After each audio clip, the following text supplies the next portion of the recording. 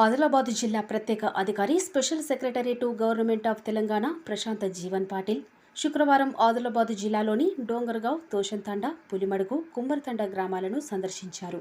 ప్రత్యేక అధికారి గ్రామ ప్రజలను త్రాగునీటి సరఫరా గురించి వివరాలు అడిగి తెలుసుకుని కొన్ని గ్రామాలలో అపోహలతో ప్రజలు మిషన్ భగీరథ నీటిని తాగటం లేదని తమ దృష్టికి వచ్చిందని, మిషన్ భగీరథ నీటిని అందరూ తాగునీటి అవసరాలకు ఉపయోగించుకోవాలని సూచించారు. మిషన్ భగీరథ నీరు ప్రతిరోజు సరఫరా కాని గ్రామాల్లో ప్రత్యామ్నాయ ఏర్పాట్లు సత్వరమే చేపట్టాలని అధికారులను ఆదేశించారు. గ్రామాల్లో మే 2వ వారం వరకు అడుగంటిపోయే బోర్లను గుర్తించి తదనుగుణంగా వ్యవసాయ బోర్లను అద్దెకు తీసుకోవడం ద్వారా గానీ, గ్రామ పంచాయతీ ట్యాంకర్లు అవసరమైతే ప్రైవేటు ట్యాంకర్ల ద్వారా గానీ త్రాగునీటి సరఫరా చేపట్టి ప్రజలకు ఇబ్బందులు లేకుండా చూడాలని అధికారులను ఆదేశించారు.